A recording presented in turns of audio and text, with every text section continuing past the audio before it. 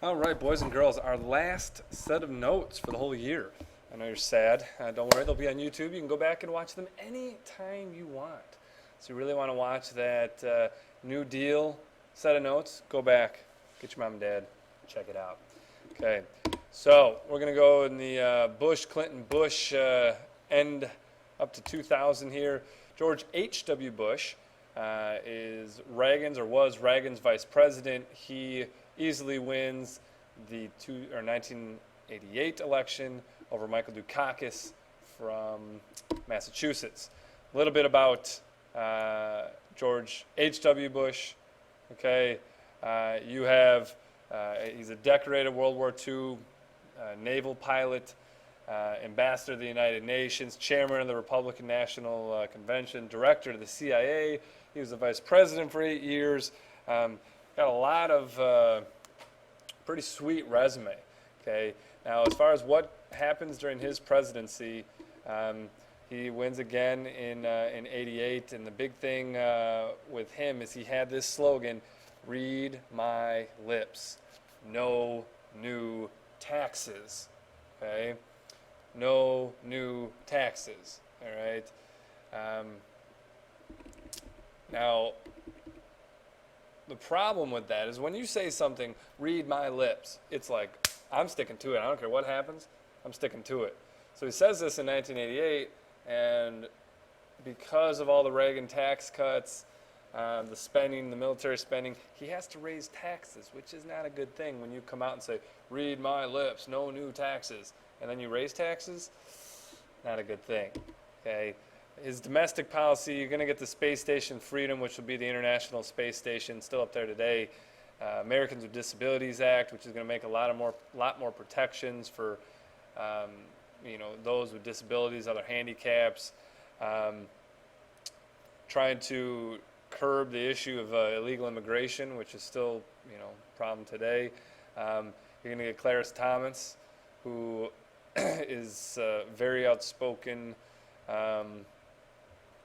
Conservative justice, and David Souter, who just retired, who will actually be nominated as a more conservative justice, and then he actually ends up being a more liberal justice, which is interesting.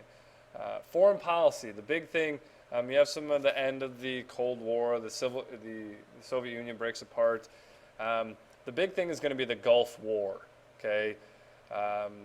Operation Desert Storm. So what happens is you have Iraq, all right, and their leader, Saddam Hussein, invades Kuwait, small island here, small country, all right. Now, the United States and the rest of the Western world does not want Iraq to hold that much of the oil control of the Middle East, so they're going to come in with a coalition, mostly U.S.-led, to get Iraq out of Kuwait. All right, that's the objective. All right, and our troops are on the ground for a grand total of 4 days. That's a 100-hour war. All right, unlike this last Iraq war, which was going on 10 years. This is 4 days. All right, Iraq, surrenders. We don't take Saddam Hussein out, which will come back to bite us in the butt. And the issues in the Middle East obviously aren't anywhere near being resolved. Okay, you can see here President Bush touring General Schwarzkopf. Okay, another thing is going to create NAFTA, the North American Free Trade Agreement, and what this does is it lowers those tariffs. We've looked at tariffs early on in the year as being these barriers to trade. And really, you can see the picture here between Canada, Mexico, and the United States, really getting rid of the tariffs and the taxes so that these countries can easily trade with one another. Okay? And it's been a good thing for our economy to get more trade, and especially our neighbors to the north and the south. Okay? Now, President Bush is going to run in '92 against former Arkansas Governor William J. Clinton, Bill Clinton, And Clinton wins. You can see 70% of the electoral vote. And he's going to be your first rock and roll baby boomer president. Okay, this idea of I feel your pain. He openly talks about how he experimented with marijuana, although he didn't inhale, and so he says. Okay, runs on more of a center platform, not too liberal, not too conservative. Really in the middle, following the polls. Actually, it was on MTV. He, talked about, if he wore boxers or briefs. Very charismatic, likable president. Okay.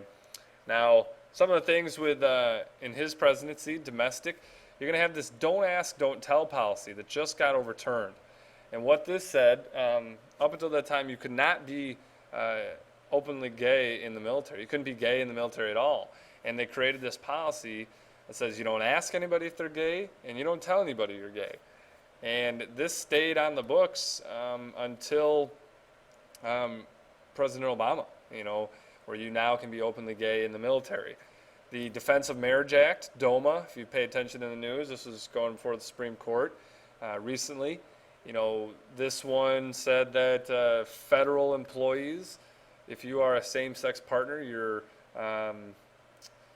your benefits do not carry over to your partner.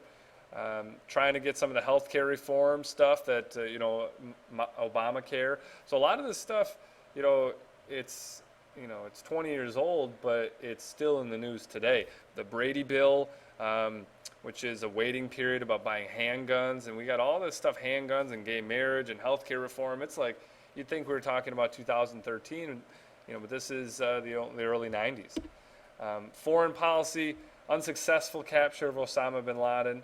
Okay, we obviously will know what's going to happen with Osama bin Laden. NAFTA becomes a law. Now, his impeachment is what he's usually remembered a lot for. He's going to be the second president to be impeached ever, okay, to go through the process. And what happens is there's some sexual harassment suits. I'll give you the short story here. And Clinton lies under oath and holds back some information, okay? So perjury is lying under oath and obstruction of justice, okay, about his alleged affairs with different women. Here's Monica Lewinsky and Linda Tripp. Ultimately, it comes down, he's not kicked out of office because it's seen as more of a political move.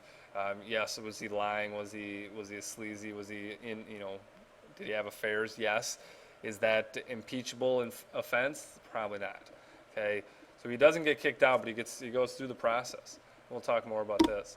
Okay, and then the 2000 election, hotly contested. Gore wins. You can see the wildest election in history. Gore wins the vote, the popular vote, but Bush wins the electoral vote, and it all comes down to Florida and who you can see here.